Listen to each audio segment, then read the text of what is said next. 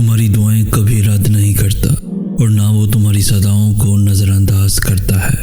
وہ خالق کائنات ہے، اس کے اپنے معاملات ہیں، اس کی قبولیت کے اپنے طریقے ہیں، اس کا کن فرمانے کا اپنا ایک منفرد انداز ہے، اس کے اپنے رنگ ہیں جن میں وہ انہی کو ڈھالتا ہے جو اس کی مصلحتوں پر اعتراض نہیں کرتے۔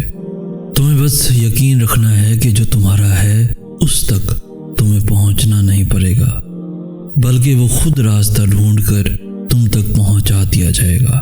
یہ دکھ تو بس تمہیں اللہ سے آشنا کرانے کے لیے آتے ہیں، اور اداسی تمہارا امتحان ہوتی ہے کہ کب تک انتظار کرتے ہو۔ پھر تمہیں وہ سب واپس دے دیا جاتا ہے جس کے بارے میں تم اللہ سے بات کیا کرتے تھے، جس کے لیے تم راتوں کو اٹھ اٹھ کر التجائیں کیا کرتے تھے، جس کے لیے تم روتے تھے۔ کھلے اور بند راستوں کی حقیقت تمہیں ابھی شاید سمجھ میں نہ آئے، مگر ایک دن ایسا بھی آئے گا جب سارے راز تم پر کھل جائیں گے اور تم جان جاؤ گے کہ جہاں تم آج ہو وہاں تک پہنچنے کے لیے اس تکلیف سے گزرنا کتنا ضروری تھا، جسے تم سزا سمجھا کرتے تھے۔ اس سزا سے گزرنا کتنا ضروری تھا، کیونکہ بے سکونی کے بعد اللہ ایسا سکون دے دیتا ہے کہ پھر بے چینی کبھی روح کا حصہ نہیں بن پاتی۔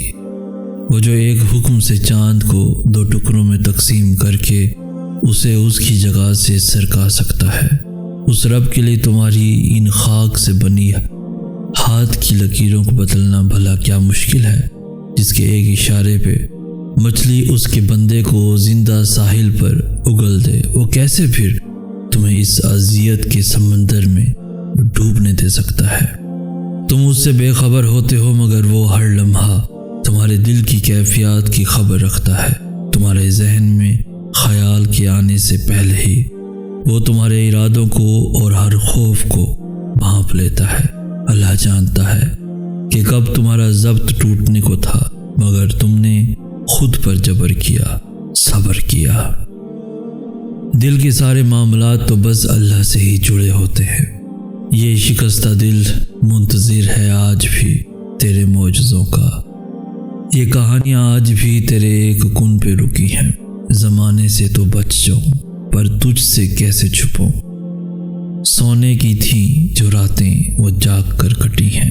لوگ کہتے ہیں قوت سماعت کم ہے تجھ کو سننے کے لیے، مگر میں نے خاموشیوں میں اکثر تیری باتیں سنی ہیں۔ دن گزرتے ہیں تجھ سے وقت تہجد ملاقات کے انتظار میں، تیرے دیدار کی طرف میں نہ جانے کتنی شامیں غم کی ڈھلی ہیں۔ غیر تو پھر غیر ہے، میرا تو مجھ سے بھی پردہ ہے۔ رازداریاں خود سے بھی کبھی نہیں کہی جو تجھ سے کہی ہیں۔ زمین کی خود غرضیاں مجھ کو ذرا راس نہیں آتی۔ یہ بے بس نگاہیں اب تیرے در پہ جا ٹکی ہیں۔ تو ہی نہ مانے تو ضائع ہیں ساری ریاضتیں میری، میرے نصیب کی پہیلیاں تیری ہی رضا سے جڑی ہیں۔ اس طویل سفر کی تھکاوٹ نے چکنا چور کر دیا ہے۔ تھام لے کہ روبرو میرے بہت قریب مسافتیں کھڑی ہیں۔ کچھ تو سلا دے کہ حوصلہ نہیں رہا اب صبر کا، کچھ تو سلا دے کہ حوصلہ نہیں رہا اب صبر کا۔ ممکن تھا وقت سے لڑنا جہاں تک میری دعائیں لڑی ہیں، میری دعائیں لڑی ہیں۔ جب ٹوٹا ہوا دل اللہ سے جا لگتا ہے تو وقت تہجد آنکھ نہیں لگا کرتی۔ تم سے محبت کرنا میرے اختیار میں نہیں تھا اور نہ کبھی میں نے ایسا ہونا چاہا تھا، لیکن اب جو محبت ہو گئی ہے تو تم مجھے ناممکن اور ممکن کے وسوسوں میں مت ڈالو اور خود سوچو، سکھانے سے یا احتیاط کی تلقین کرنے سے کوئی پیچھے ہٹا ہے؟ اور پھر میری دسترس میں تو دعا کی قوت رکھی گئی ہے۔ میں آغاز نہیں بدل سکتا، مگر اختتام تو اب بھی میرے ہاتھ میں ہے۔ مجھے تم جہاں لا حاصل اور ادھوری محبت کا سبق دے رہے ہو، وہاں تم مجھے یہ کیوں نہیں بتاتے کہ میری دعائیں اس سبق کے نتیجے کو بدل بھی سکتی ہیں؟ میں بھی پہلے تم جیسا ڈرپوک ہوا کرتا تھا، دعا سے پہلے قبولیت کا حساب کتاب لگایا کرتا تھا کہ یہ دعا قبول ہو بھی سکتی ہے یا نہیں، اور اس بے یقینی کو اللہ کے فیصلوں کا احترام سمجھا کرتا تھا۔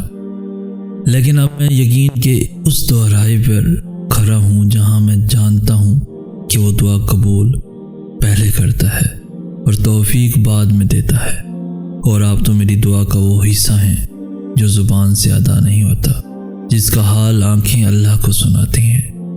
آپ سے جڑی رازداریاں یا تو وہ جانتا ہے یا میں جانتا ہوں، کسی اور کی پہنچ نہیں یہاں تک، کیونکہ آپ دل میں رہتے ہیں اور دل کے سارے معاملات تو بس اللہ سے ہی جڑے ہوتے ہیں، اور محبت کے خواب انہی کے پورے ہوتے ہیں جو ان کی تعبیر اللہ کے سوا اور کسی سے طلب نہیں کرتے۔ اس لیے آپ کی محبت آپ سے نہیں اللہ سے چاہیے، اور وہ جانتا ہے کہ اس کے در پہ سوالی خالی ہاتھ واپس جانے کے لیے نہیں آتے۔ جب ہم اللہ سے دور چلے جاتے ہیں تب وہ ہمیں اذیت یا دکھ نہیں دیتا، بس ہمیں خالی کر دیتا ہے، خود سے خالی۔ پھر ہر نظر آنے والا منظر اور ہر سنائی دینے والی آواز تکلیف دینے لگتی ہے، اور زندگی کی مسافتیں اتنی تھکا دیتی ہیں کہ تھکن سے روح ریزہ ریزہ ہو کر بکھر جاتی ہے۔ بس ہم ٹھہر جاتے ہیں، اور وہ ایسا ٹھہراؤ ہوتا ہے جب ہم جوابات تلاش نہیں کرتے، بس اللہ کے فیصلوں پر چپ چاپ سر جھکا لیتے ہیں۔ پھر ہم کسی کے بھی لوٹ آنے کا انتظار نہیں کرتے، بس اللہ کے ہمیں تھام لینے کے منتظر ہوتے ہیں۔ پھر صبح کے اجالوں سے کوفت ہونے لگتی ہے، اور رات کی تاریکیوں میں ہم سکون تلاش کر لیتے ہیں، اور جب یہ ٹوٹا ہوا دل اللہ سے جا لگتا ہے تو وقت تہجد آنکھ نہیں لگا کرتی، پھر تو بس اللہ سے ملاقات کی طرف رہتی ہے، ایسی طرف جس میں الجھن اور بے چینی نہیں ہوتی، اور جب زار زار بہتی ہوئی آنکھیں اس سے مدد مانگتی ہیں تو وہ اس بے جان روح کو خود سے بھر کر ہمارے خالی پن میں ایک نئی زندگی پھونک دیتا ہے، جو دل ٹوٹ کر تہجد کے سجدوں میں اللہ کو پالے۔ وہ پھر کسی کو کھونے سے نہیں ڈرتا۔ انسان کی محبت تو کمزور کرتی ہے، لیکن اللہ کی محبت ہمیں پھر سے مضبوط بنا دیتی ہے، بہت نڈر، بہت طاقتور، جو دن کی رونقوں میں کھو جائیں انہیں رات کی تنہائیوں میں مانگی گئی دعائیں واپس لے آتی ہیں۔ تمہاری دعائیں ہی تمہارا مقدر ہیں، اور تمہارے خیالات اس مقدر کی حقیقت ہیں۔ تم جب جب اللہ کے روبرو دعا کے لیے ہاتھ اٹھاتے ہو تب اللہ تمہارا مقدر تمہاری رضا کے مطابق بدل دیتا ہے، اور سچ یہی ہے کہ زندگی میں تمہیں وہی ملتا ہے جس کے لیے تم کوشش کرتے ہو، اور تم وہی پاتے ہو جس پر تم صبر کرتے ہو، کیونکہ اللہ اس جھولی کو کبھی خالی نہیں رکھتا جو صرف اس کے سامنے پھیلائی جاتی ہیں۔ بس مسئلہ یہ ہے کہ تم ذرا سے انتظار کرتے ہو اور تھک جاتے ہو، پھر خود سے ہی گما کر بیٹھتے ہو کہ دعائیں قبول نہیں ہوتی، یا اب بہت دیر ہو گئی ہے اور اب کچھ بدل نہیں سکتا۔ حالانکہ وہ رب تو اپنے کاموں میں دیر سویر ہونے ہی نہیں دیتا۔ جو تمہیں دیری لگ رہی ہوتی ہے وہ دراصل اس کی حکمت ہوتی ہے، اور جو بھی تمہیں ملتا ہے اپنے اور صحیح وقت پر ہی ملتا ہے۔ تو پھر ڈر کے ان وسوسوں کو کبھی جیتنے مت دینا، ذرا سی تاخیر پر مایوس مت ہو جانا، حالات کتنے ہی کیوں نہ مشکل ہو جائیں۔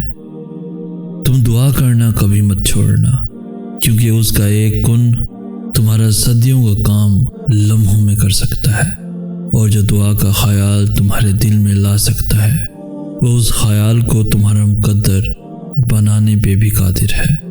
دعا کی توفیق ہی قبولیت کی سب سے بڑی دلیل ہے، جسے کوئی رد نہیں کر سکتا، تمہارا نصیب بھی نہیں۔